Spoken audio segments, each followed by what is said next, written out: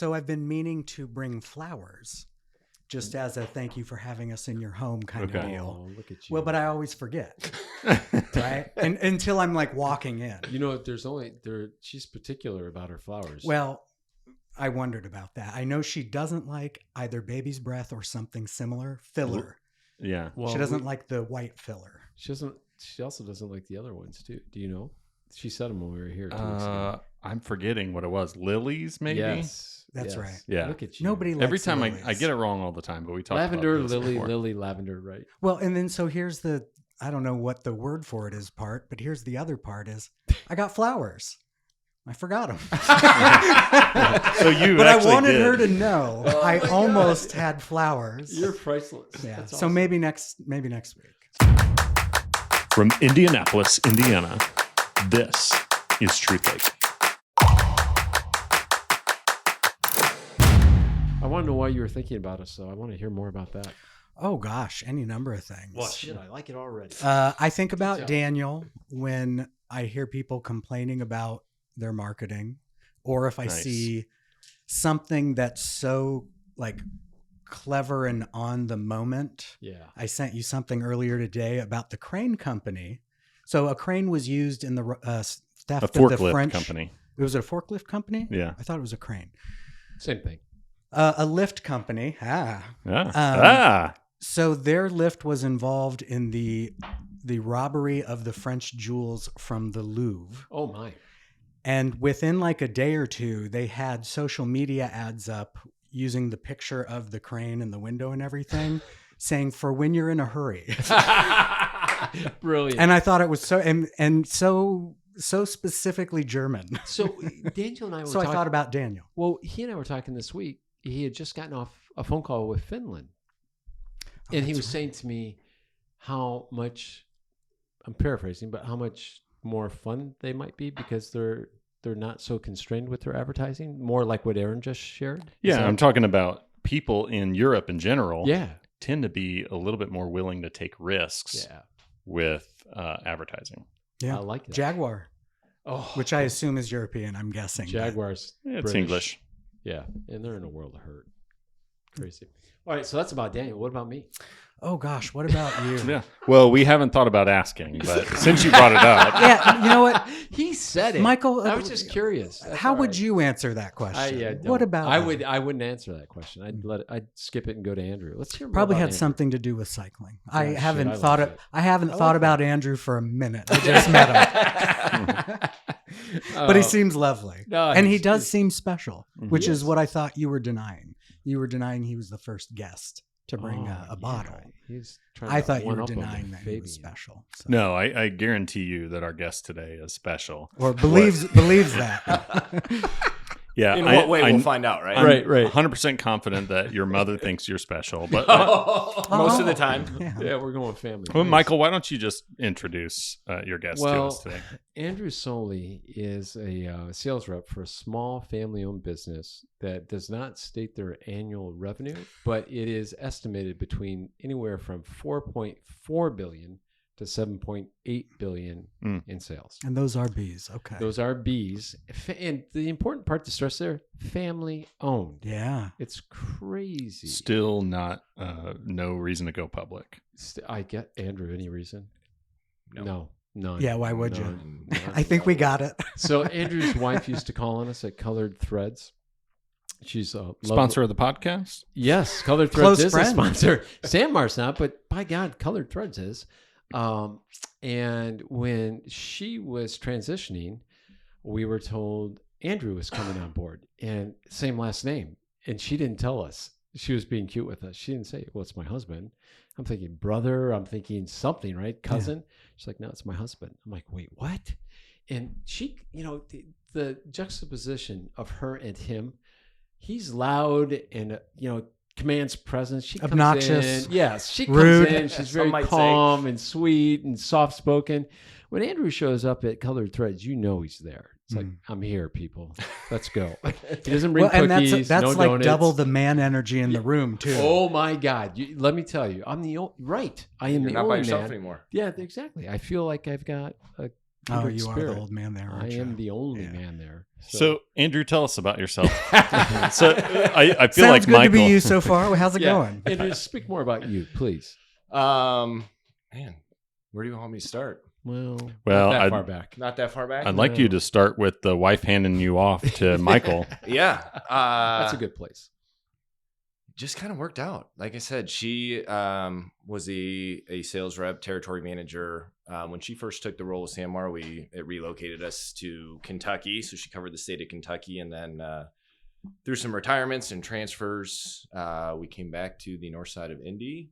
And she got promoted to our strategic account team, which kind of handles our national buying groups. And there was a void. I was in retail banking, and kids are more involved in things on the weekends. So the Saturdays, I was starting to get a little bit frustrated with, like, I don't want to miss all this stuff, right? You can't get that time back. And she said, just apply. And like I was saying earlier, what do I know about t-shirts and quarter zips? And Shockingly, not that much. not that much. And shockingly, It works. don't necessarily have to know No. that much about it. It was more kind of those transferable, like the customer service, and just follow up and follow through. I mean, I feel like it's any business in general, as long as you're kind of doing that and try to be a problem solver. But here we are almost 2 years later. I do think my wife probably did 2 jobs for the first year.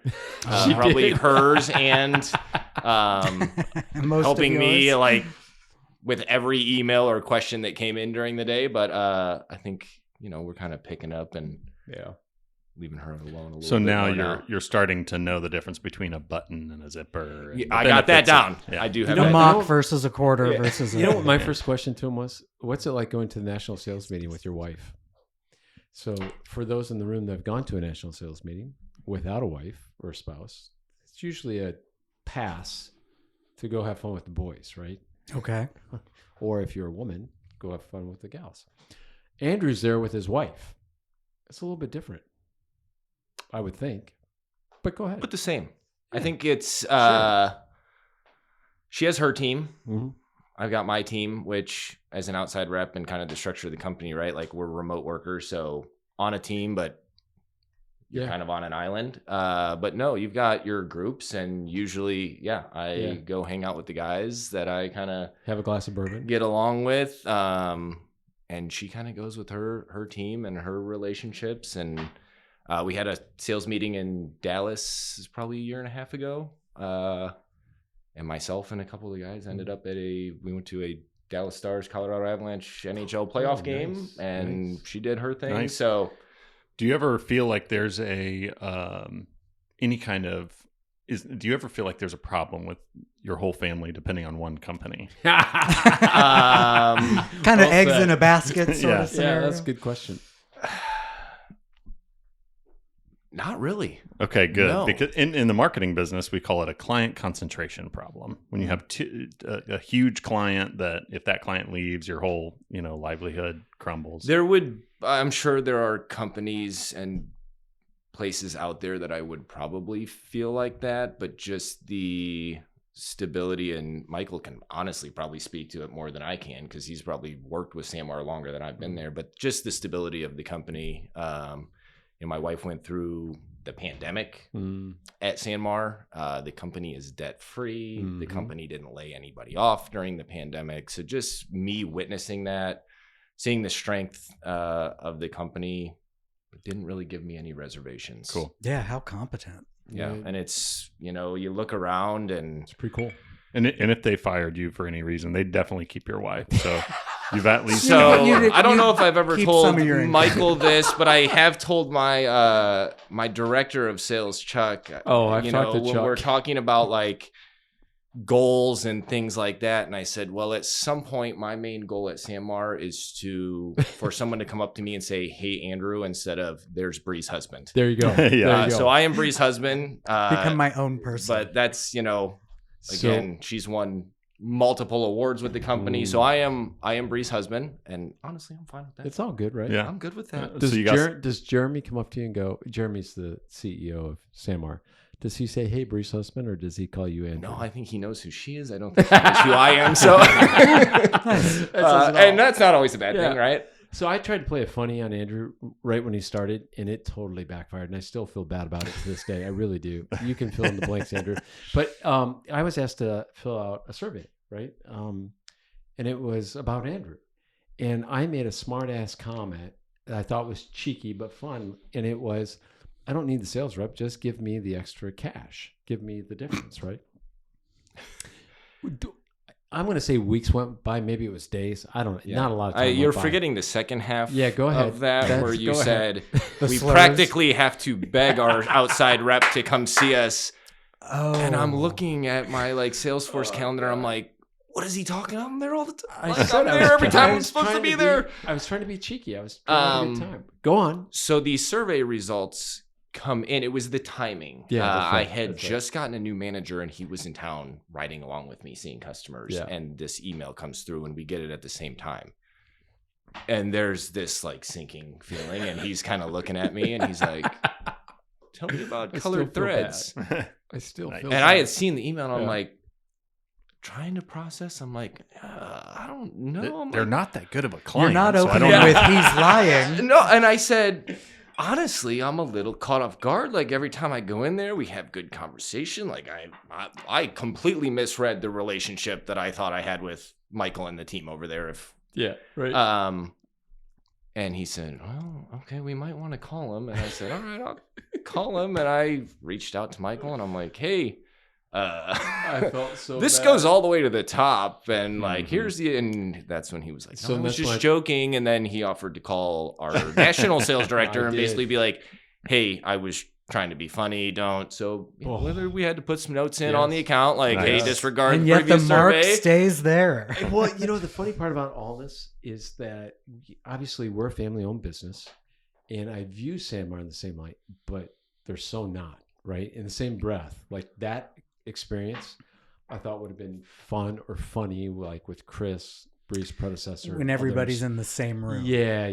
And that totally taught me a very valuable lesson at that very moment. I don't know these people. I can't screw around. I can't Yeah, joke you around can't like make that. jokes with people. No, not like that. We can't even release this podcast. It's going The to things we're going to Yeah. say. It's going Yeah. to can. So I did feel bad. So I want to Yes. change the subject as I often do. So I want to ask you guys about some current events, and I'm going to have you go first, Michael. What do you think about the whole tearing down of the East Wing? Oh my gosh. So there's so much to unpack there. No pun intended. Supposedly it's money being donated, and he's part of it, meaning our president is donating I've to seen it, right? I've seen the list. It's 36 companies. But then I also woke up this morning to a meme showing when Obama wanted to do something to the White House, and it was $230 million. And I didn't have time to look into it to see if it's real or not real. I didn't have time to unpack who actually paid for it. Was it taxpayer money or was it donations, et cetera, right? What I don't like about the situation is that there seems to be no regard for the history or the semblance of what it stood for or what it's about. It's suddenly now about a ballroom, and that's all that's really important. And it's $300 million. And don't you worry about it, We got U.S. it. citizens. Yeah. We've got it covered. And that always makes me leery. That would be like me saying to Adam, don't worry about my invoicing. My cousin Guido's got it taken care of. Really? Right. What am I going to owe him? And that's the piece that I'm really concerned about right now. Interesting. What are we going to owe? Or what will we be on the hook for here as time goes by? Well, Andrew, as an expert on historic architecture, Yeah. Welcome to the podcast. I honestly not super educated about this topic. I kind of know what's going on, but I don't know all things White House political. Just kind of yeah. you know. Yeah.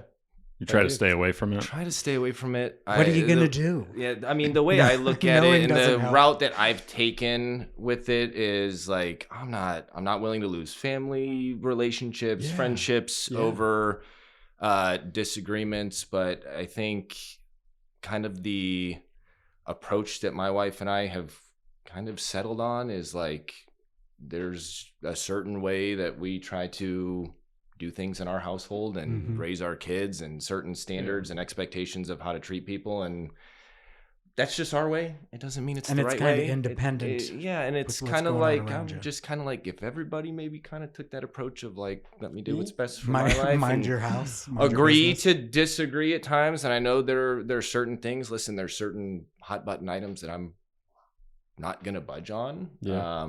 But that's my upbringing. That's Mhm. me, Yeah. and I definitely not one that's like yelling out the front porch that everybody Yeah. has to see things the same way as I do. Well, you've got a delicate balancing act too, based on your client list of people that you call on, because you're dealing with the hard left, the hard right, and everything in the middle. I do, and I've had customers probably make assumptions, correct or not, about yeah. the way we do things. I mean, Yeah. listen, my kids are in Catholic school. I've had people make comments, customers make comments about that, and maybe make some assumptions. Really, somebody will actually make a. I've got a couple. It's criticize really you, or- so. It doesn't surprise me based Yeah, on. I mean, you know, seriously, it our does industry a not. little bit. Yeah, So yeah. there's a few, and I just kind of like, you know, They're presumptive in their it's, thoughts. Fine, and I don't ever say anything back, but kind of the back of my mind is I just look internally and say, whether we agree or disagree, I'm positive I've never treated this customer or Right. this Yep. person any differently than any other customer or any other person. Yeah. Whatever they need from me. So that's on the professional level. I mean, that's kind of a line you have to take, and yeah, just kind of people. You know, I'm sure you've met with customers that they go off on these rants, and you kind of just shake your head and like, well, okay. Yeah. I hear what you're saying. Right. What about you, Aaron? Do you care about the White House? Not enough to get fired up about it. I think everything, well, not is just, but everything is optics, and this is a great opportunity for optics. Yeah. Mhm. My understanding is additions and renovations have happened over the years. This one's weird because he's paying for it, or it's Somebody being paid is. for. Yeah, he's Yeah. found And air a quotes. financing that's not just the normal. It's well, Saudi Arabia. It's it's circumventing. Like what I wonder so much is how much of this has always been done, but we're watching it now and we're horrified. Yeah. And what's part of what is, if this is the if, part of what's holding back the conversation about it is pretending it's the first time it's happened. Right. Which I Exactly. heard a lot in the previous administration. yeah. Of things where it's like, no, that seems pretty normal. Like I've Yeah. heard of that before. I think that's just how they do that. We have a short memory. It's 4 years is too long, apparently. Evidently. Right. Yeah. Well, I think you're absolutely right. So it makes me wonder different questions. I don't have a strong feeling on the instance. Yeah. I have no idea what the process is to change the White House, I'm but sure- it's happened. I'm sure it was manipulated. I don't either, but it's being done. No, listen, I Googled something once and I got a very strong opinion about it. But it's clear that it's been done in the past.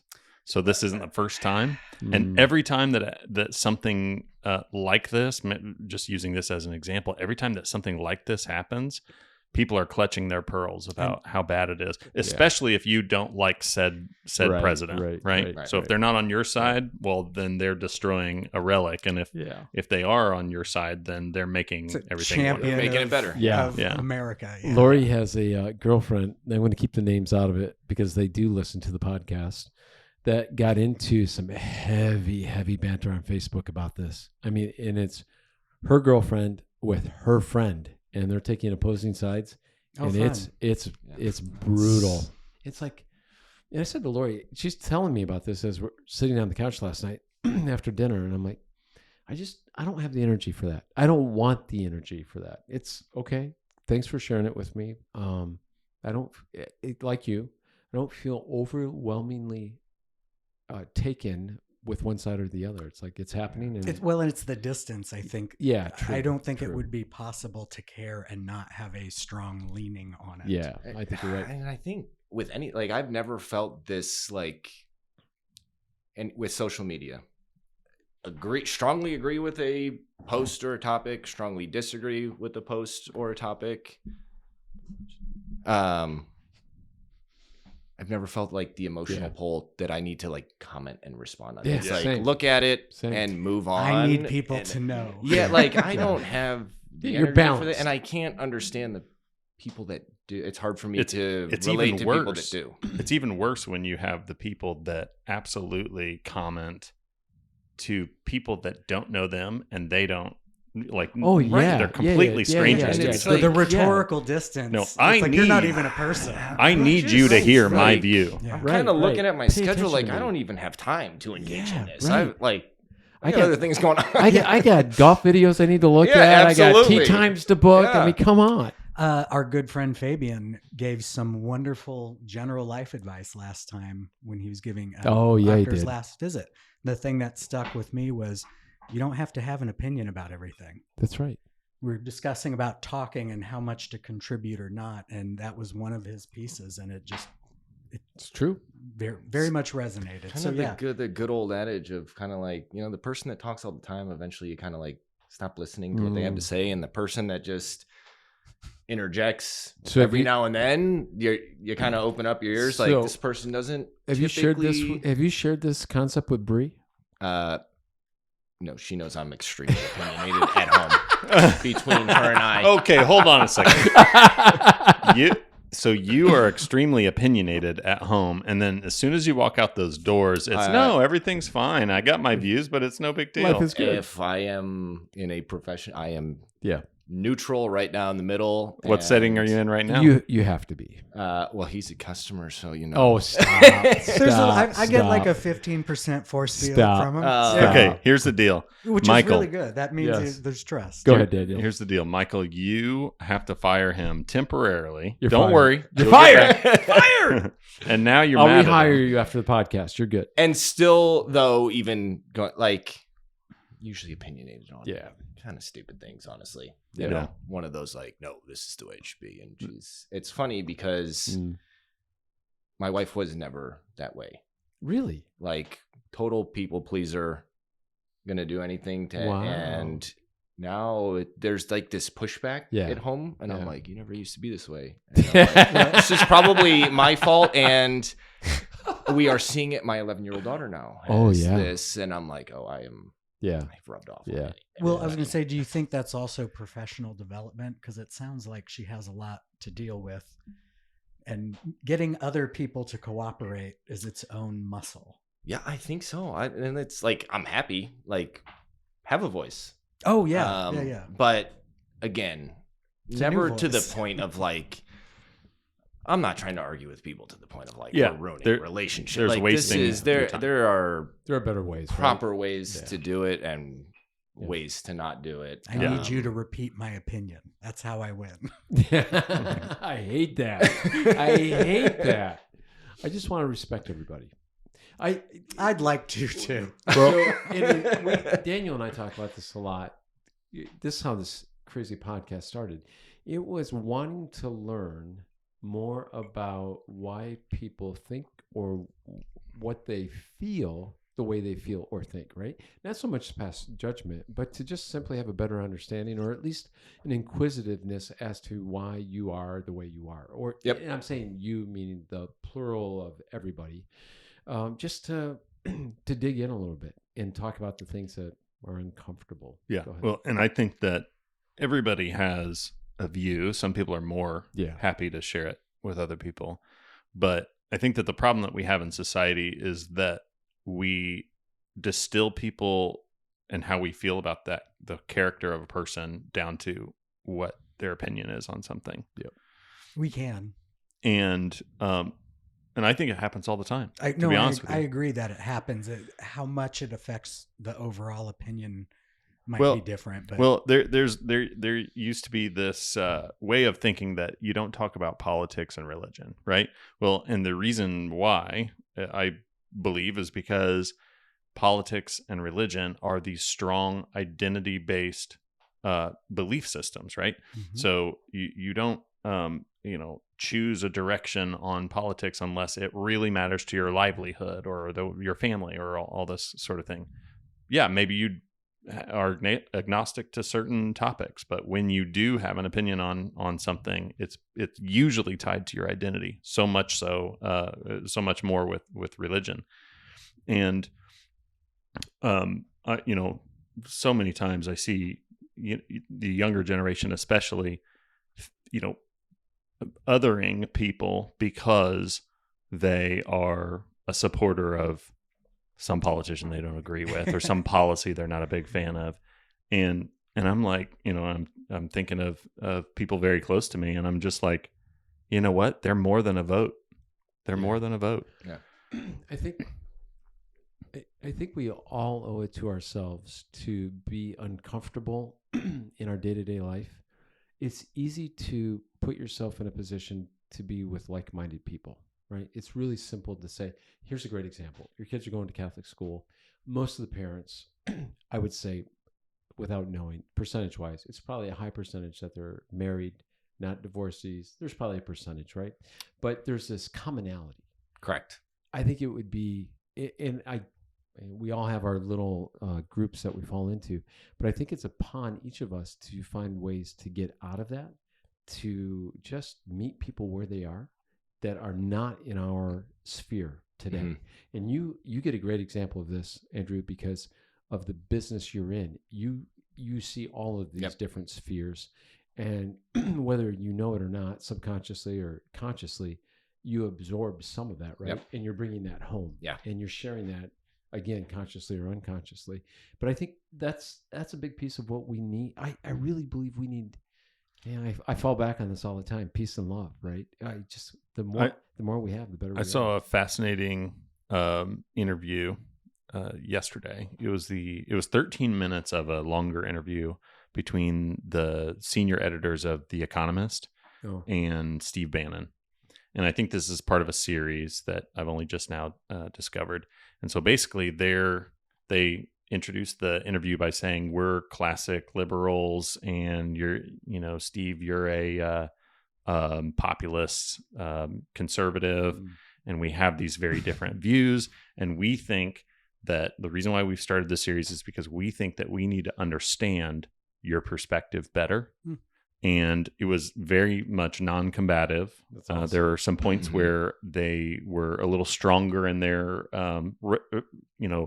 rhetorical exchange, but it was very friendly. But their task wasn't to convince him. Yeah, I guess as they stayed on professionally about exactly. We're here to they would challenge. You. They would challenge things. Yep.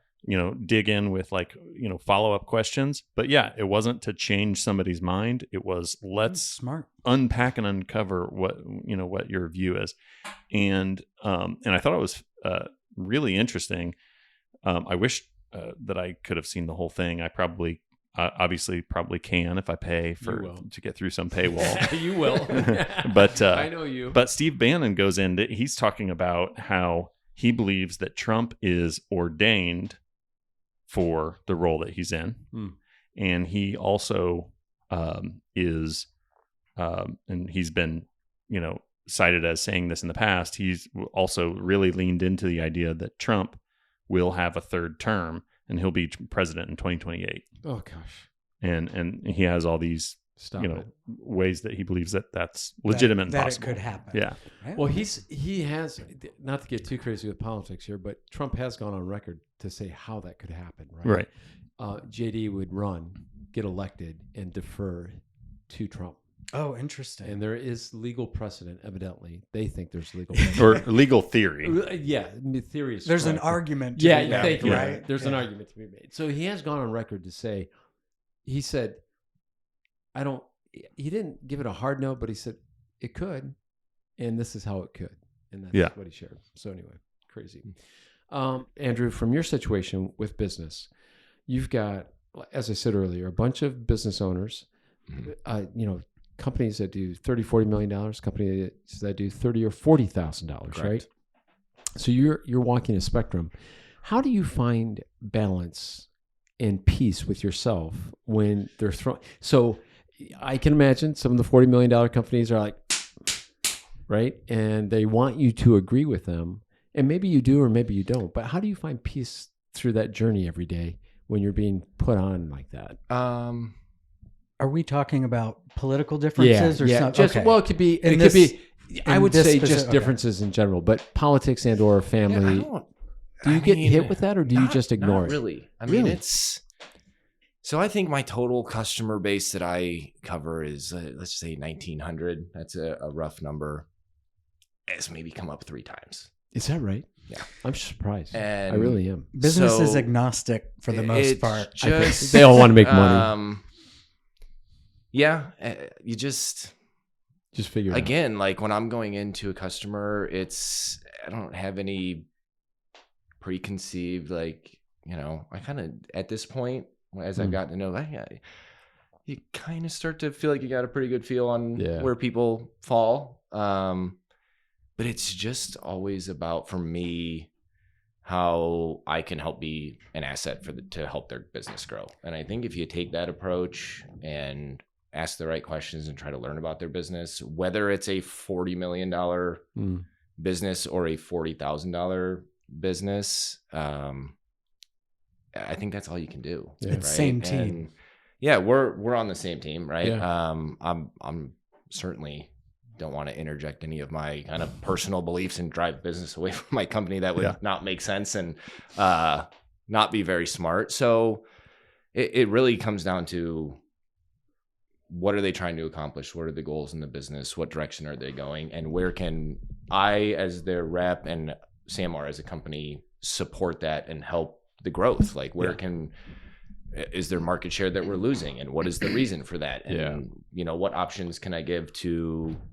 Well, this is going to bring up we're going to segue into a topic that Daniel and I got onto earlier this week, and that was, we were talking about term limits, defined periods of time in politics, or civil service, if you will, which I like to relate to business, because in your business as a sales rep for SAMR, you have a longer track record of holding salespeople in a specific position as a company. But do you think that's good, or do you think that's bad for business? Specifically your business. Tough question, I know. Yeah, I can see That's it good, working Michael. both ways.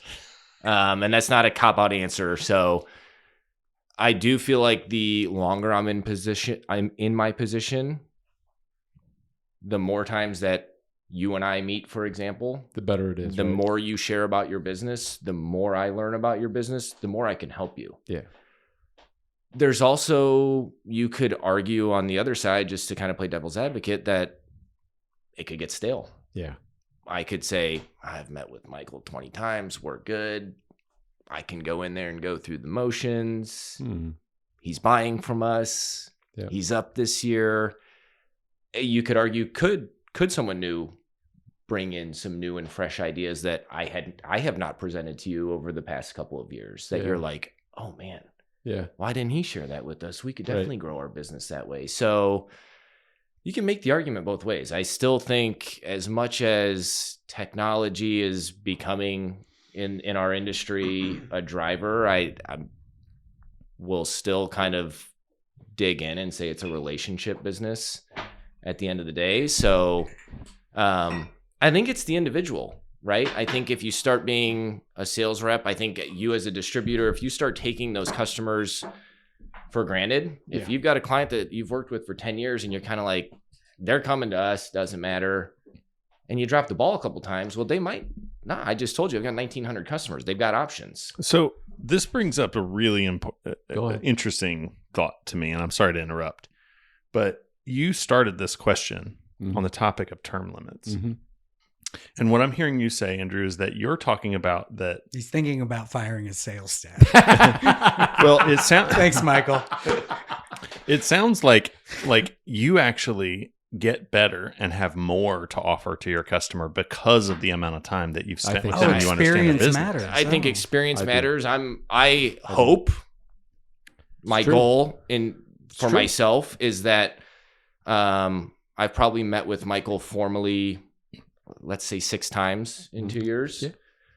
I hope that my 6th meeting with him, I had more to offer for his business than I did on my first one. Right. I believe I did. That should be 100%. natural.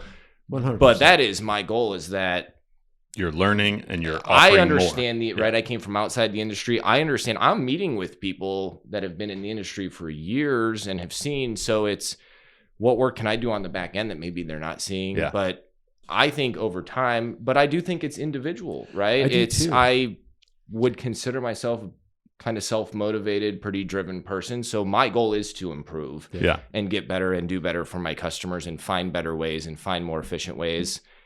You could argue that not everybody is that way, right? There could be reps at companies, ours included, that are like, hey, I'm good with Michael, like whatever, right? Yeah. He's up 10% this year. I haven't really done anything for him. He's buying more from us. Do I even need to stop in there? So then all of a sudden he's like, hey, haven't really helped us out with anything in a while. And it's like, Right. I think it's customer dependent though too, right? I mean, in other words, those 1,900 clients that you have, maybe it's 10%, maybe it's 20% are looking for ways to grow their business, and they're looking to you for ways to help grow the business, or experiences and or ideas that you've seen others implement that are trying to do the same thing. So Daniel, where I'm going with this is I've started to vacillate on this a little bit. I have always been a proponent, hardcore term limits. And I started thinking about Andrew this week coming into the podcast and talking about his experiences both in business and with colored threads. And what I realized as I was thinking through that, our business over the last 23 going on 24 years has grown exponentially because of Sanmar. And I mean that specifically. Yeah. I'm not using that softly here. His predecessor, Bree, and Bree's predecessors, Chris Miller, shout out to Chris down in Florida, were instrumental in helping us grow our business at a factor of times 2 over 2 over 2 within a very short period of time, within 6 years. So multiply that, times 2, times 2, times 2. And it was because Chris came in and shared some ideas.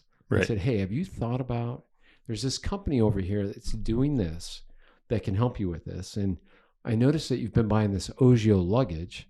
There's this guy up in Chicago that can actually embroider that. He has special machines for it. And son of a bitch, we turned around, we ordered 1,500 pieces of this Ogio luggage. It was perhaps one of the biggest POs that we've had for a specific piece of luggage. And it was those conversations that really started to percolate with us, so that when Andrew comes in today and shares with us the new product launch, we probably spend more time after the meeting talking about what we're talking about right now. And I think that's correct. And what I would say, when you think about, or I think about how I can be an asset to a business, I would say coming in a meeting, yes, we show new product that we've launched, and that's fine. It's the conversations after. Now, what I try to stress to people, and you've always been this way, is because not everybody is open about their business. True. So when I ask these questions, we have people, rightfully so, it's their business, that will say, I'm not sharing anything with you because I'm going to tell you, and you're going to run over to Michael and tell him what I'm doing. Yeah, they don't want to share numbers or whatever. That's fine. And I mean, from a numbers perspective, I get a pretty good idea when I look at what they're doing with us, right? It's like, but it's, what programs are you working with? If he doesn't tell me what industries he's selling into, I'm sitting there showing him rain jackets, and he's like, I don't have any customers that need rain. Like, what are you doing? Or hey, we've got customers that want to go online and do online stores. Well, here's the platforms for that. So you do have some that are keep things very close to the vest and don't share, and they're harder to help. And they are. I kind of just express to those people, like, hey, not being nosy, certainly not sharing your information with anybody, but the more open you are with me, the more that we can help you, the more we can help support. And so you are open. And so that gives me the opportunity to, we may have met in February or March, something's going on in June, and I can be like, you know what, Michael told me he might be interested in this. I take my day-to-day business and I try to relate it to what's going on in the world. And our day-to-day business is 100% relationship driven. Always has been. And then I look at what's going on in our world around me, and sometimes I don't feel like we're relationship driven. I feel like we're egocentric driven, or we're king driven, or we're individually You've got driven. another tightener down here. Where? Right here. That's as tight that's as it gets. well. That's why I said go straight up or straight down. All right, just talk. Leave me alone. Okay. Get back. think- On that, I think Go ahead. just to that, like I kind of use the word transactional. I think there's a lot of transactional relationships, and like what can Michael do for me, and he's looking at me as what can I do for him. So it's always this one for one, and I look at business and my role with you guys as not coming into your office saying, well, how much can he buy from me? What can you do for me to make me look better? Right, It's right. legitimately, how can we help support his business? That becomes a net positive For sure. but the relationship builds. It's not this just Right, transactional. Well, I'm going to have Andrew come in because I know he can do this on pricing, and I'm going to go in because I know if I give him this pricing, he'll buy this from me. Right. Well, oh, there we go. You and I just did this maybe 3 months ago or 4 months ago, where we had a mutual friend that's transitioning a core of their business. Right. Mm-hmm. They're a competitor, but we figured out a way to maybe help one another Correct. beneficially, and it was huge. And it was someone that Right. reached out to me, and really good customer of mine, and just said, hey, we're looking to offload some accounts. We're going a little bit different direction. Do you have any ideas? It was awesome. And you go back to who's mentioned, right? And that's Right, the importance of those Who do you want to conversations work is, with? well, like, but who's mentioned they may be looking. And if you don't have those conversations, or as a customer, you're not willing to share that you may be looking, Right. I'll go to the Right. next person. So there was a connection made, and, Yeah. at least it gives the So- opportunity for something to grow. So because of what we're talking about, this is where I'm going with term limits. I started to really think deeply about, is 4 years enough for someone to get the work done? And you and I have known each other for 2.5, 3 years. Well, I'm coming up on 2 years. Yeah, so 2 years. And it's not enough. It's not enough. And so it really... That's good news, Andrew. That's good news. I'm not fired yet. He's not looking for a replacement yet. No, But in our industry too, like Yeah. we're meeting definitely twice a year to see new lines, Yeah. and probably Yeah. 2 other times. Yeah. I mean, I've got the list of Right. Yeah. let's just say there's 100 customers that definitely are getting We made the top 100. more There- than the 2. Yeah. There's a few customers that are getting more service. That's the point. I think I'm here. on that list. I could be But wrong. no, I don't think you can build it to what it's going to be in Yeah, no. 6 1-hour meetings. That's impossible. So do I think however many years from now, it's like, man, look at This is where this. this is where I'm going with this. And I thought, Aaron, about you and I when we met. What was that? 18 years ago, 15 years ago, Pretty however long close. that was. When I was over at Aircom, and the work you and I did over there, that was 4 years in the making, right? Yeah. I mean, it was from the start to the time I left there. That was 4 years of trying to make all that work, and so that's just business. I'm not even talking Right. politics. You're I'm not not even- talking well, world events or Yeah, changing Yeah. policy that Nobody's moves working the- against you. right, Yeah. right, Like right. nobody cares, Yeah. but Yeah. nobody's working against Yeah. you. I think in business, you can maybe see the progression and start to Yes. see things happening. And I think maybe that's the frustration with people when it comes to politics is whatever side, doesn't matter, has been in government for 30, 40 years. Yeah. And have they really made an Yeah. impact, or has this public servant turned into, Well, that's Yeah. and it's like, you haven't really made any changes. Right. You haven't had much impact. And oh, by the way, look how much money you are now worth. Yeah. And I think that's the Mhm. frustrating part for what I would call kind of everyday no. I think you're right. citizens on both sides, is like, I think you're right. you haven't impacted Yeah. change. So yeah, if I'm in this role 20 years and you can look and say, man, yeah, he's been here a long time, but like Yeah. this, But I got to be can- honest, Andrew. I would hope that you're worth a lot more if you're staying in this same role for a long time, right? True. I would hope. I'm not discounting your point about the net worth growing of like a congressperson. That totally makes Right. sense because sometimes it's by sources outside of, because they have privileged information. Correct. But I think that it is important to identify the value of experience Mm. and tap into it when we can. And when it comes to term limits, I think that there's, related to Congress and, any elected position, you don't want somebody to, because it is a stewardship and not a business that you own. You're stewarding somebody else's stuff, the community's stuff. There's a benefit to keeping somebody from having too much power because of just being there too long. But then there's also the whole topic of, some of the people that have been, Mitch McConnell and Nancy Pelosi, they've been there for a long time. 40 plus years. I agree that it's probably time for them to be sent off. But I also think that there is a lot of institutional knowledge that they've brought in to usher in those freshmen, right? 100%. When somebody new comes into Congress, especially Congress people, because they're changing so often. Every 2 years you have elections. How in the world are you going to be good enough to do that job in the first 2 years? I joined a board for the Bonner Center on the East Side. Officially not a sponsor of the podcast. But when I joined their board, I was asked to be the board president like right away because of timing and the way that worked out. And somebody was like, "This guy's gullible," and He'll do all the work. He'll do it. He's got a checkbook. And I got to be honest with you, I did the job, got it done just fine. But it was like drinking from a fire hose. Yeah, because you don't have staff. And I can imagine in the case of like an elected position, you do have staff, but you could not possibly have enough staff to get done what you need to get done. 1,000%. So you're trying to just figure out where all the stationery is in the first, year. Yeah, I don't disagree with that. But, okay, so 2 years isn't enough. Maybe 4 years isn't enough, but 40 years is too long, right? Right. Well, go ahead. If they're good. I know. But are they? Well, tell me more about that, Aaron.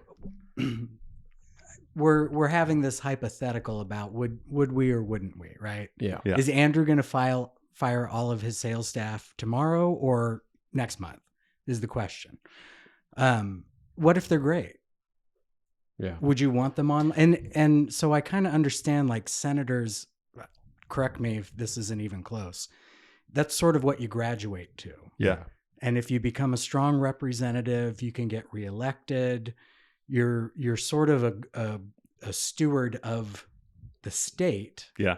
Because you and the other person are responsible for covering all the interests. Yeah. Right? And interestingly, as a senator or congressperson, you don't have executive power over the state or over the country. You're only a vote, right? Correct. You're only a representative of the state to vote in federal decisions. sense, you're the one of the two adults. You're the voice representing the state to the federal government. So their power is diluted, and therefore maybe a reasonable trade-off is let's let them develop experience if they're qualified enough to keep getting elected, or trusted, I guess is a better term, which suggests maybe there's a belief that they have qualifications. Mm-hmm. And then, that person can bring that, what's the word I'm trying to look for? But basically, like generational wisdom is exactly what I was trying to say. Oh, okay. Maybe not that word. There was a single word. That's a double word. That's fine. But if you relate it to business, and Sanmar is going to be a bad example with what I'm about to say, but if you take a highly sophisticated tech company today, they fire 20% of their staff, their sales staff, annually. Yeah, and they replace their CEOs and everything. Yeah, because that's why the contracts are so big. They want new vision. They constantly want to be looking forward, constantly, just new ideas, new concepts, new vision, everything, just boom, boom, boom. Right. What about more established industries? That's where Sanmar comes into place, and I don't think so. Because I'm thinking car companies and media. Well, look at this $1 billion apparel company. I mean, Andrew, do you guys go through? Is that a known commodity within Sanmar that the 20% of the sales force gets fired every year if you don't hit your numbers? Is turnover a goal? Yeah, no. So and there is almost no turnover. Exactly right. I mean, there on the let's say when we get to like outside sales and above, right? With our distribution center warehouse, where that's a different story, but that's kind of the role labor market. But you get to that outside sales and up. No, there is not turnover, and that is why you mentioned it. Like, it's a sought after position because once someone's in it, They stay. like that was your 20-year window because no Yeah. one's leaving. And your Yeah. CEO is a known individual in the political and the hierarchy of business. And I'm talking Fortune 500 companies. I mean, Coca-Cola, he's on a close personal relationship with the CEO from Coke, for God's sakes. I mean, these are billion-dollar companies that are working together trying to figure out solutions to whatever the issue. It could be COVID, it could be And anything. in those types of roles where somebody's at that level, they have to be, Yes. hate to put it this way, but political, because They need to grease the wheels. For their what they're trying job, to yeah, do. exactly. Their job is to make sure there's a place for all of their employees, 100%. and that it's the right kind of place. And it might not. I do see that it sometimes can mean that you have to be party agnostic, but you have to be involved in politics. Yeah, you got to, right? yes. You can. Because you got to make friends with everybody. Can I share a conspiracy theory Absolutely, about that? please. That's do. your job. I Yeah. like it when you go conspiracy. Well, and I've heard this, so it's not like it was my idea. as long as it doesn't include it just Sam Marr. stuck and it applied, and I'll take responsibility for it. One of the reason the tech industry goes so hard Democrat in their support and contributions and things like that is the party that will regulate them out of business. Yeah, I've heard And this. keeping in good favor is very Yeah. important. On the Republican side, they're less against the regulation. Usually it's if there's a problem, we'll do something.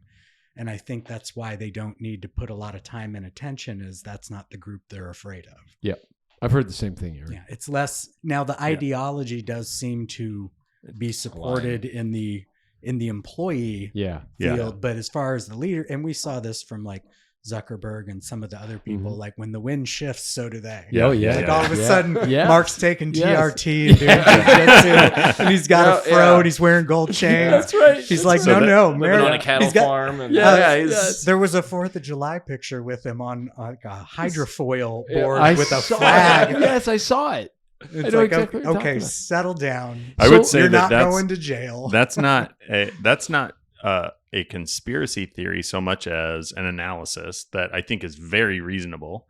So to call it a conspiracy theory, which is, of course, those words are innocuous, but it suggests that this is that there No, was- they've conspired together. I'm using it in the proper form. Okay, good. Like, yeah, But- this is but I multiple think that- people working in quiet together. But I think it's very reasonable because the Democrat Party is the party of higher regulation, right? So that's kind of the Right. differentiator are these kind of factors. and more importantly, the taxation that comes with regulation. Yep, It's taxation, a regulation. revenue generator. And then the Republican Party, kind of pulls the other direction. So so that makes sense.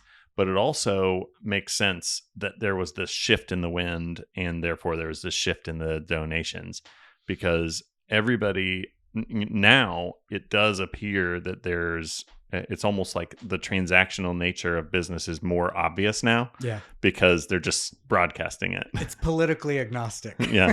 Politically and religiously. So let's go back to term limits for a second. Are we saying, it sounds like we're saying sometimes it can be good and sometimes it's not So enough. I think that, let me talk about from my perspective in the advertising industry. There are, I ran an advertising agency for 20 years. And so you have a group of people that win an account, and let's say it's Sanmar. Sanmar is hiring us to do creative work for them for 3 years. And throughout the course of that 3 years, at the very beginning, we're all excited.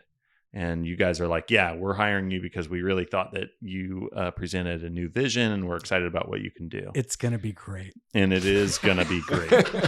And so that first idea we present is like, this is our best idea.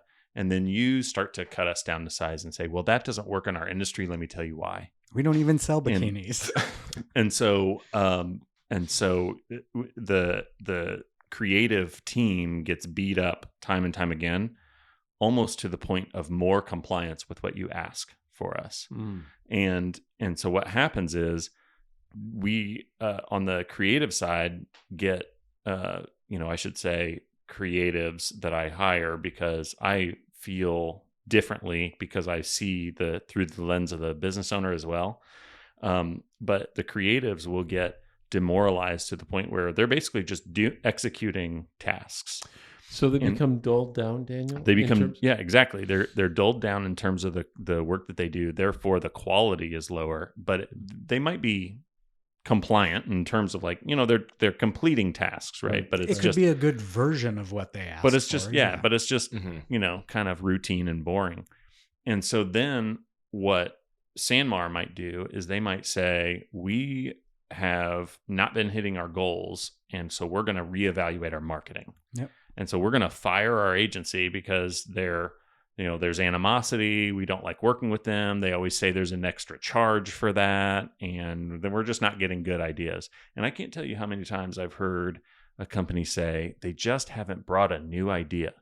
And I know that That's they're interesting. being honest and genuine and that they really need those new ideas, but I also know why they're not getting them. Yeah. It's because they kept getting shot down Yeah. to the point Yeah. where they're in a routine now. Yeah. And it's natural to fall into that routine because it's also more profitable to just do boring work. Yep. And so what happens is they get replaced, and then somebody new comes in. They got new ideas, and that has to happen in the government too, where you've got somebody that's like, when they come in, they're passionate. They're Alexandria Ocasio-Cortez. They're passionate about changing the world. Mamdani. And Mamdani I just right listened now. to him recently. Yes. Like, he's not dumb. No. And then within a number of years, they become more like, I got to keep my job. yeah. I got to survive. Yeah. Well, and I Ridiculous got to choices. meet my quotas. Right. And the My same handlers aren't happy. Right. thing, the same So- thing happens in business too. Well, yeah. And so what ends up being the case is that, if you survive in your job, regardless of whether you're at the top or somewhere in the middle, you start to lose the freshness because it's no longer exciting and you're no longer passionate. So you absolutely have to get the old people out, but you also need to get that wisdom that comes from being around for a full generation Yeah. or multiple They're generations. kind of the foundation, and then Yeah. it's like, let's bring in this new, right? I mean, Yeah. No, you're going spot back, on. I joked my wife did 2 jobs for a year. Yeah. We talked about drinking out of the fire. Yeah. I didn't know what I was doing. Yeah. And so legitimately, I mean, that's having that. I was fortunate, right? In the house, in the same, across the living Same room, bedroom, like, for God's hey, sakes, this right? customer's asking this. Can you help me out with this? And then you build, right? And we're different people. You mentioned Yeah. You don't talk about butterboards. they're delicious, but What's They're there to good. say? but I'm There's a hoping, kid. likes to eat like, 'em. and my goal and what I even told them when I interviewed, like, Yeah. I know she's great, and I'm not just saying that because she's my wife. I And know you she's said she's great in the kitchen too. That's what the With customers butterboard. say. Fantastic at what she does. She is far better at what she does than I am. But we're 2 different people. We Yeah. have 2 different personalities. Yeah. Yeah. I'm not going to go into every customer, and it's not going to feel the same. I'm going to have to kind of create my own Yeah. path, and as I understand things more and maybe see things from a different perspective, hopefully you bring in those but the foundation is Yeah. there, right? It's And I almost feel like what we benefit from in organizational structure is you benefit from the people that have been there forever, rising up, getting promoted. But those individuals are going to be best at their job as leaders when they are able to see that they need to bring in fresh talent. Mhm. Because when you hire somebody new or bring in whether it's in government or business, doesn't matter. When you bring in somebody new, what you get is you get new ideas, most of which won't work. But you're breaking the mold and Yeah. you're Different perspectives. yeah, you're Yeah. bringing in Yeah. the fresh thinking, which is how innovation happens. Is you come up with bad ideas and one of them was good. Yep. But then you also need that wisdom at the top that says, here's how we need to shape those ideas, which means we're going to cut some of them, right? And the ideal for the organization is that every time someone rises, they can produce a talent greater than they were because now they Exactly. have the same raw talent with the experience. And that's right? your wife. So in theory, yeah, you're a better person. That's right.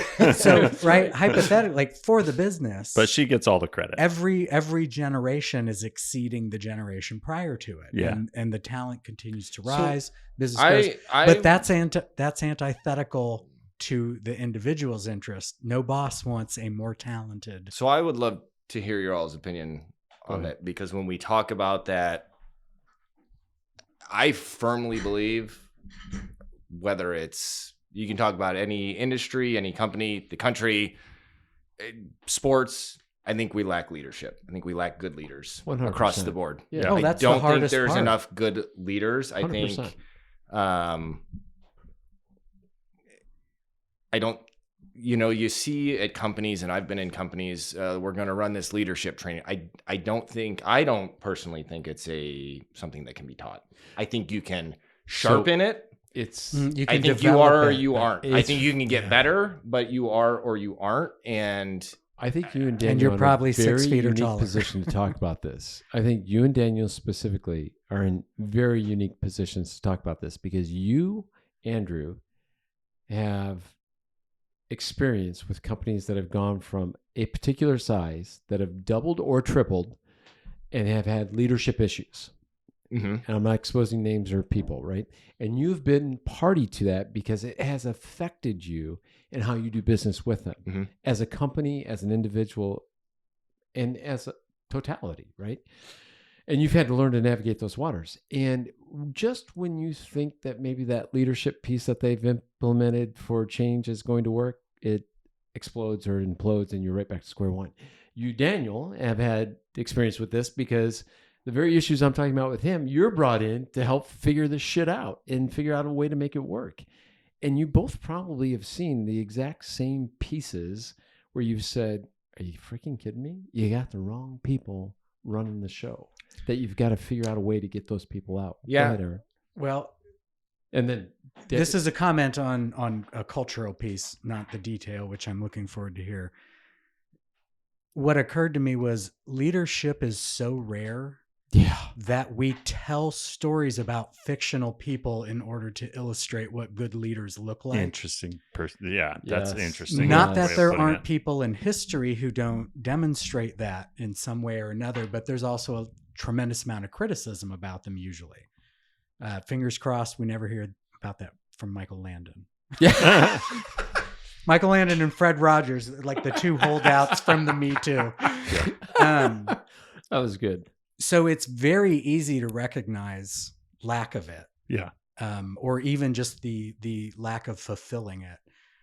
But the expectation of it, as I'm thinking, all these companies, big and small, all across the country. I mean, there's a million people we need to be exceptional leaders. Yeah. Millions of people. I think. So what do you do? Right? Yeah. Because like the demand far outstrips the supply. I'm curious Probably to hear what more. these two have to I would say. argue more than ever. Yeah, I think so too. I'm So curious. So what do you do? So Yeah. I have I have a friend, Jeb Banner, who some of you know, I think. Yep. He is Small box and beyond. Yeah, so he has been the leader of multiple companies, and I had lunch with him just recently, and he was talking about how he feels like he's really good at starting something up, growing it, getting it, on the rails so it can Inertia. grow on its own. But he's got to get out because he starts to lose interest, or his skill set doesn't, really align with that maintain and, kind of scale. So I think that good leaders have to recognize that about themselves, is where their strength lies. And most leaders, and it's probably damn near all of them, don't have that kind of self-reflection ability to kind of look at themselves and say, where do I belong and what am I good at? Which means not what should I take, but what should I step back from, right? Yeah. So when you look at leadership, what happens in business is the way that leaders become leaders is they get promoted. Somebody starts a business, they have a great idea, and then they stay there because it's their business. They own it, or they're And no one will care for it as well as they do. But as that business grows, that person who was great at starting something, maybe even great at that scale up stage, they may not be great at leading a team that needs discipline and policies and Consistency. all that kind of stuff. And so a growth leader and a maintaining leader are not the same person, right? Or a change agent leader I would agree with That's that. 3 different people. Yeah. And then you have, your middle managers, which is everybody below that person that manages a one to many people. That middle manager is promoted into leadership. Let's take sales, for example. You're in sales. Wow, you've been really great at sales. You're going to be our sales manager now because we just promoted you. Time. And sales managers are not the same thing as salespeople. No. It's 2 1,000%. incredibly different skills. What are your thoughts on that whole? I mean, I think you're spot on. I think just because you're good in a specific role, if I'm a really good salesperson, that doesn't mean my skill set matches to lead a team. I might be the worst salesperson on the team. Guess what? I'm the perfect person to lead a team because this part of the job is not my skill set, but man, I can get people to buy in and to do this and to do that. And I'm good at, relaying policies or the communication or filtering from the top. And when because I was in management in the banking world, and you're like this filter from the top down, right? It's like, okay, it's coming from CEO to this to your regional manager to you, and then it's like, okay, what am I going to rinse out of this when I talk to my team, because they don't need all this. And so I do. And I think what I've seen too is, we've all been in the meetings, we've all been at sales meetings where like you can pick out the people that are going to talk the entire time. Right. And you sit back and you're like, just wait for it to be over. This person should not be talking. Like you're killing yourself right now. I used to sit in managers meetings in banking, and the same people every time. And every time I'd be like, man, they're just burying themselves right now. They need to stop talking. The better leaders, the ones that ran successful branches and hit the sale, hardly said a word. Yeah.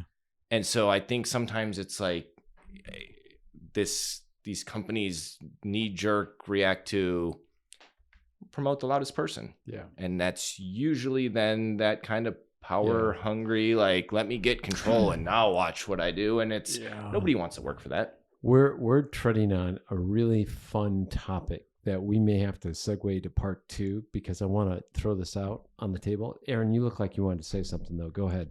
Are you sure? So this goes back to us as a country, how I'm going to use the trash collector as an example, and I'm going to bring it back to sales. As a country, we say, I don't want my child to be the trash collector, but we need trash collectors. But maybe that child wants to be the trash collector because that's where they find their joy. They right? like big trucks. Right. And then we say, well, my kid's going to college. My kid's not going to go to college, but maybe my kid wants to be a plumber and doesn't need to go to college because he loves to be a plumber. Let's go to sales. I have some really close friends from college that are freaking superstar salespeople who have held true to who they are. They have said, I've been approached for management. I don't want management. I'm a salesperson. I'm a sales guy, or I'm a sales gal. This is what I do. This is what I find joy in. This is what I'm going to be. Whereas 20 years ago, most of those salespeople in my genre would say, I got to get to management because that's the next glory step, right? Because that's what's expected. And I think companies as a whole have made, and still to this day, and you know, Andrew, because you call on them, have made this faux pas where a great salesperson is my future. Yep. You're a great salesperson. Keep them as a salesperson. Yeah. Why would you think differently? Why do we think that someone that performs this function exceptionally well will perform this completely different function at the exact same level or expectation of that level or greater? It's crazy. No, none of us would operate in our day-to-day lives like that. Go ahead. I was going to just ask, I have long wondered if sales managers are specifically not salespeople. I don't think they're the same kind of person. They're not. Yeah. And to take even the worst salesperson and put them in, yes, they have some experience and that probably helps with the transition. But I feel like it's the wrong kind of person to Yeah. ride herd on One- cats. I Yeah. totally agree. Because you want Go the ahead. cats to be cats. Yes. Go get your birds. Right. Like right, just Right. do what you Well, do. Well said. I took a test one time from Just a one- sales just trainer. one time? Just one time. Okay. And you're all D. And in this test, it was a sales assessment test. Oh, I scored off the charts for sales for sales management. management. Not for sales, but for sales management. And Like details are not for salespeople. so apparently We'll figure I that part out am later. the apparently We're done. I may be the perfect specimen to manage your sales team. Okay, Oh, so just boy. heads up. Oh boy! Wait, last week it was the perfect body. Now you're the perfect sales manager. So I'm there's a trend. perfect. And did I mention I was from Oh, Portland? stop! Stop. Anyway, but the point that I wanted to make is that there are multiple types of salespeople. True. There Because there is the I sold home security systems, Mm. and I sold contract furniture to universities, and I sold copiers, Yeah. and I did a few other things before I got into marketing and sold marketing, and every single one of those jobs was enormously different and took a different profile of person to be really successful, which maybe one person can hold enough qualities to fit in each one of those jobs, but I did not do well in all those jobs. And so I think that for a salesperson, you've got someone who's like prospector. They want to move on, right? I want to find a lead. I want to, they're a gold hunter. Do you need a chair? I want to find a lead, That's and a I good want to point. move on Yeah, that's a and good get the point. next one and get a spiff for it.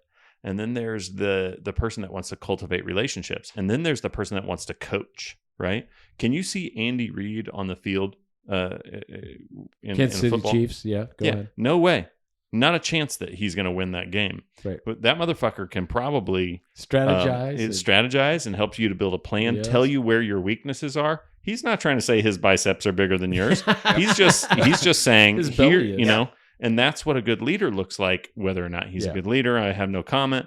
But that's what a good leader looks like, is they can tell you what we need to tweak, and they're not trying to be the best at everything. Yeah, and I want to get back to Andrew because I know he's got something to say on this, but if you look at all aspects of life and you look at coaches, whether it's mental, psychology, business, athletics, some of the best coaches were never superstar athletes. The mistake we make is that you've got to be a superstar fill in the blank to be good at whatever it is we're talking Right. about. And that's just such a misnomer. They're It's different just roles. not completely totally. The first time I learned this lesson was working in the restaurant industry when I was a teenager. And the best servers all got approached for management. yeah. And they all knew that they were going to take a huge pay cut, plus have a bunch of homework, plus have to have like office hours. Right. Like it was just totally against their interest, unless they somehow got in, like somebody's girlfriend or whatever, Mhm. or boyfriend, as it were, and they just weren't very good. Yeah. Guests didn't like them that much. They could get put on like the mid-afternoon shift because there's only like 10 people. It's not a big deal. They are the ones that tended towards management. Mhm. Yeah. Because they weren't good at getting tips. Well, but they were ambitious, but not willing to work hard. Yeah. Well said. Wait, were they from Oregon? Hard to say. If they Listen, weren't I was working, from I Portland assume back they when were. that meant something. Andrew, you look like you Well, wanted to I say just think, something. I'm sorry. I kind of touched on like the lack of leadership, and I think part of it, I do think there are good leaders out there. I think we're seeing a little bit of a shift in, I would say, my generation and below, where we're not chasing that anymore. You're not. So, That's a fact. Yeah, And You're been not. in- Hang on, not chasing what? Leadership? Climbing the corporate ladder. Oh Yeah. yeah, the I've been in corporate management ambition. before. Tell us what generation you want to place yourself in. I'm 40 years old, so I Okay. am on the older side of the Millennials and millennial below. generation. I'll Okay. give you an example to support what you're saying. But to finish. I'm an X and you're a boomer. Is that right, Mike? I'll tell you. in a And second. not that I would never take another position, and not that I don't want to grow and get better, but I think overall, I value my time and my family. Yeah. more than Yeah. right now. I'm in sales. I've got a manager, but I create my own schedule. Yep. I go see customers. Yep. It's flexible. Tea times can be made in the You afternoon. do what and when needs to be Yeah. done. Correct. You're focusing on lifestyle. And Jeremy, if you're listening to this, when I say tea times can be made if and when, wherever, it's with clients. Yeah. Namely Always. me. And to Thank be you. clear, Always. results are what matters. Correct. Now, here's the one thing, but I don't think my generation is, and I've done it. I have chased it. When I was in banking, I did chase it. And then I got to the point where I'm like, I miss my kid's flag football game on Yeah. Saturday. This Well, is right. stupid. In banking, I don't care. Like, I just don't care that much. I want to take my kids Right. to practice. I want to go to things at their school. I want to be there on Saturday. And so there are people that are probably good leaders, and they're like, I like this role. Right. I don't have much of a headache. I'm not dealing with the top. I'm not making the trade. I'm staying right here. I make enough money to support the Life is lifestyle good. that I want to have Life and is provide a good life for my kids. Yeah. And like, Yeah. so I'm not going to chase it anymore. And I think we're missing out on probably good people because of everything that comes with that. think And they're you're right. like, I'm not you're going to right. do what my parents did. So let me Or ask you a question. So you're saying that your generation, I know you're talking about some of this, you're placing yourself in it, but I know you're talking about and not globally. everybody, and Right. that's not everybody, but You've heard this from others as, Well, I think you can see it just looking at the generation Oh, yeah. and the way the workplace has been going. What do you see as the missing piece in good leadership? And how do we get better leaders? I think when I was in the leadership and in a management position, I think the number one thing that I mean, there was a few things, but I always went back to, and it's kind of cliche, but like empowerment.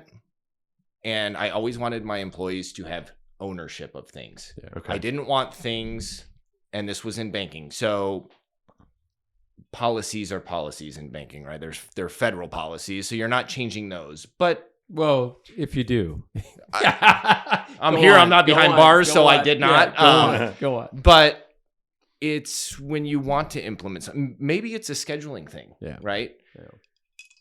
If it's their idea, and I say, that's a good idea, run with it. Yeah. Now all of a sudden, I'm not going to, this can't fail. It was my idea. Yeah. He didn't just tell me to. Right. And so that's probably the biggest thing. It's, and I take the same approach with my kids. Like, I don't ever tell my kids to do something because I said so. Yeah. Yeah. I'm a why person. I've got to understand the why behind it. So I took that approach as a leader of this is what we're going to do and here's why. And there was times that I didn't like it either. Yeah. But you But understand. How old here's are your why. kids? I have an 11-year-old daughter and an 8-year-old son. Okay, we're in the same space, and I'm kind of thinking, But because I I said pushed so is a good them reason. to, it's okay to question me. Yeah. I tell you Yeah. to do something. Now, there's times that it's like we're just doing it. But I want them to have that ability to feel comfortable saying, well, why Yeah. are you telling me to do this Right. now? And I think that's the same thing with my employees. And then I always took the approach, I think we see it at times. I don't think this is universal, but I'm never asking someone to do something that I'm not willing to do. And they haven't seen me do, because now when I ask them, they're saying, man, he's stayed Yeah. late. He's Yeah. come in on Yep. his Yeah. Yep. Yeah. day off, or he's done Right. like Right. he's picked up trash in the parking lot Yeah. on his way in. Right. I should just do, and then Yeah. you know what happens? I'm not asking them to do it Right. anymore. It's just happening. Yep. Daniel, I would say to you and to our audience, everyone wants to be heard and everyone wants to be understood.